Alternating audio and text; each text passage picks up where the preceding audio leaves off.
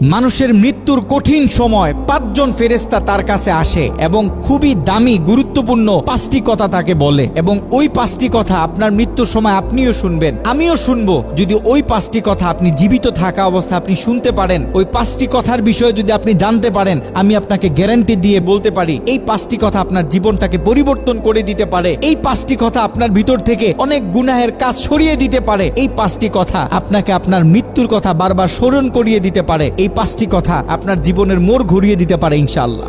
মানুষ যখন মৃত্যুর মুখোমুখি হয় তখন মালাকুল মউত তার সামনে এসে বলে যে আজকে কোথায় তোমার সেই সুঠাম দেহ, কোথায় তোমার শক্তি, কোথায় তোমার সৌন্দর্য, আজকে কিছুই তো তোমার কাজে আসতেছে না। কোথায় তোমার সেই ফাহেসা কথা বলা মুখ, যেই মুখ দিয়ে তুমি ফাহেসা কথা বলতে, যেই মুখ দিয়ে গালিগালাজ করতে। দেখো আজকে আমি যখন মালাকুল মউত তোমার সামনে এসে দাঁড়িয়েছি তখন তোমার জবানে আর কোনো কথা নেই, তখন তোমার শরীরে আর কোনো শক্তি নেই, তোমার কোনো কিছু এখন আর কাজ করতেছে না, তুমি আমার সামনে খুবই দুর্বল।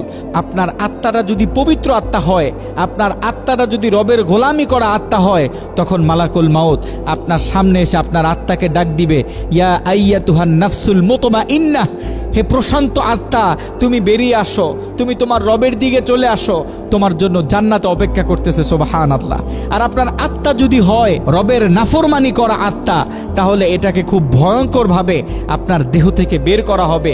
এটা এতটাই কষ্টদায়ক, যেই কষ্ট আপনি কখনো কল্পনাও করতে পারবেন না।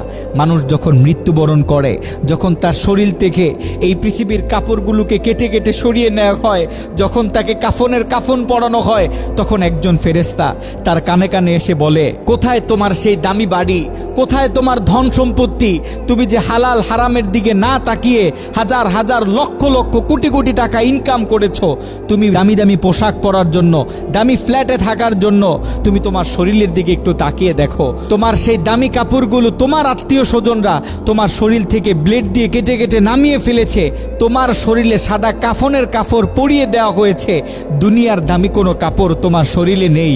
কিসের জন্য তুমি তোমার সারাটা জীবন ব্যয় করলে?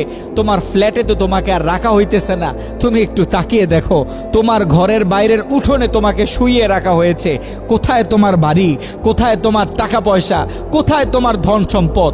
তোমার মৃত্যুর পর আজকে তো কিছুই কাজে আসতেছে না। ওই মৃত মানুষটাকে যখন জানাজার জন্য দাঁড় করানো হয়, যখন সবাই জানাজা নামাজ পড়ে, জানাজার নামাজ শেষ করার সাথে সাথে একজন ফেরেশতা তার কানে কানে এসে বলতে থাকে, আজকে তুমি এমন এক সফরের উদ্দেশ্যে রওনা হইতেছো, আজকে তুমি এমন এক সফরের উদ্দেশ্যে রওনা হইতেছো যেই সফরের শুরু আছে কিন্তু কোনো শেষ নেই।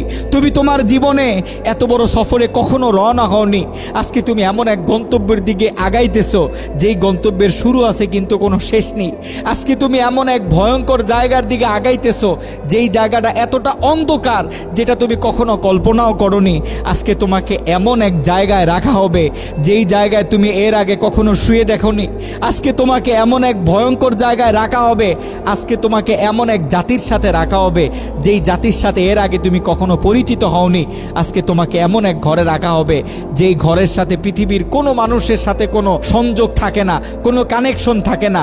আজকে তোমাকে এমন জায়গায় রাখা হবে যে জায়গায় তুমি অনন্তকাল একা পড়ে থাকবে, তোমার সাথে না কেউ কথা বলবে, তোমার খোঁজ খবর না কেউ নিবে, না তোমাকে কেউ জিজ্ঞাসা করবে তুমি কেমন আছো। আজকে তুমি একা, আজকে থেকে তুমি একা, আজকে থেকে তোমার সাথে পৃথিবীর আর কেউ কোনো সম্পর্ক রাখবে না। ওই মৃত মানুষটাকে যখন কবরে রাখা হয় তখন একজন ফেরেশতা তার কানে কানে বলে, তাকিয়ে দেখো তোমার চারপাশে মাটি, এই মাটির উপরে গতকালকেও তুমি কত দম্ভিকতার সাথে হেঁটেছো, গতকালকেও তুমি কত অহংকার নিয়ে হেঁটেছো, এই মাটির উপরে তুমি কত গুনাহ করেছো, এই মাটির উপরে তুমি নামাজ না পড়ে থেকেছো, এই মাটির উপরে তুমি জেনা করেছো, এই মাটির উপরে তুমি বেবিচার করেছো, এই মাটির উপরে তুমি তোমার রবের হুকুমের বিরুদ্ধে গিয়ে কাজ করেছো। আজকে তুমি সেই মাটির ভিতরে চলে এসেছো। মনে রেখো, যদি তোমার আমল নামা ভালো হয়, যদি তোমার রব তোমার উপর খুশি থাকে, তাহলে তোমার সাথে এই মাটি খুব ভালো ব্যবহার করবে। আর যদি তোমার আমল নামা খারাপ হয়, যদি তোমার ভিতরে গুনাহ থাকে, তাহলে এই মাটি তোমার সাথে এমন ব্যবহার করবে, এই মাটি তোমাকে এমনভাবে চাপ দিবে যেটা তুমি কল্পনাও করতে পারবে না। এই মাটি তোমার সাথে এমন ভয়ঙ্কর আচরণ করবে যেটা তোমার কল্পনার বাইরে। এই মাটি খুব ভয়ঙ্কর, এই মাটি খুব পাষাণ, এই মাটি যার সাথে ভালো ব্যবহার করে তার সাথে ভালো, আর যার সাথে খারাপ ব্যবহার করে তুমি এটা সহ্য করতে পারবে না। এই মানুষটাকে যখন সবাই দাফন করে চলে যায়, তখন একজন ফেরেশতা তার কানে কানে বলে, তাকিয়ে দেখো যেই সন্তানের জন্য তুমি এত কিছু করেছো, তাকিয়ে দেখো যেই স্ত্রীর জন্য তুমি এত কিছু করেছো, তাকিয়ে দেখো যেই মা বাবার জন্য তুমি এত কিছু করেছো, তোমার ভাইয়ের জন্য এত কিছু করেছো, সবাই তোমাকে এই কবরে ফেলে চলে গেছে, কেউ তোমার জন্য অপেক্ষা করেনি, সবাই তোমাকে রেখে চলে গেছে। আজকে তুমি একা, আজকে তুমি একা। তাকিয়ে দেখো তোমার চারপাশে অন্ধকার, তোমার জন্য কেউ অপেক্ষা করেনি, তোমার কবরে রেখে কেউ 10 মিনিট তোমার জন্য অপেক্ষা করেনি। আজকে থেকে তুমি তোমার রবের কাছে থাকবে। যদি তোমার আমল নামা ভালো হয় তুমি শান্তিতে থাকবে, আর যদি তোমার আমল নামা খারাপ হয় তোমাকে এমন আযাব দেওয়া হবে যেটা তুমি সহ্য করতে পারবে না।